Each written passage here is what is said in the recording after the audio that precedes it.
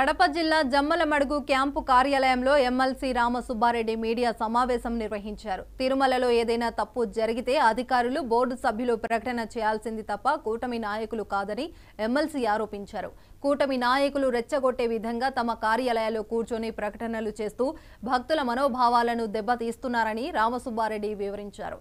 ఇప్పటికైనా కూటమి ప్రభుత్వం దేవుణ్ణి అడ్డం పెట్టుకుని ఇతరులపై బురద చల్లేలా మాట్లాడటం మానుకోవాలని ఎమ్మెల్సీ రామసుబ్బారెడ్డి సలహా ఇచ్చారు. ఒక అధికారులు టీటీడీ బోర్డు ఉంది, దానికి సంబంధించినటువంటి వ్యక్తులు ఏదైనా ఇక్కడ జరిగింది తప్పు జరిగితే తప్పు జరిగింది చర్యలు తీసుకుంటామనో వాళ్ళు ప్రకటన చేయాలి తప్ప కూటమి నాయకులు పవన్ కళ్యాణ్ గారు కానీ ఈరోజు వీళ్ళందరూ కూడా ఒక తప్పుడు ప్రచారం చేసి ఇంకా రెచ్చగొట్టే విధంగా నేను పవన్ కళ్యాణ్ స్టేట్మెంట్ చూశాను. అయ్యా మన అభిమానులందరూ సీనియర్ అభిమానులందరూ నిద్రపోతున్నారా? మనకి ఇంత అపచారం జరిగితే మీరు రెచ్చిపోవాలా?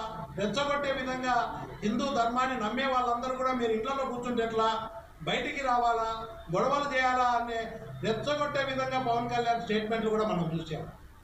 అరే ఇక్కడ కల్తీ జరగలేదు, ఈ పవిత్రమైన లడ్డులో పవిత్రతను కాపాడినారు అధికారులు, అక్కడ ఆ కల్తీ జరిగింది కూడా నిర్ధారణ కాలేదు,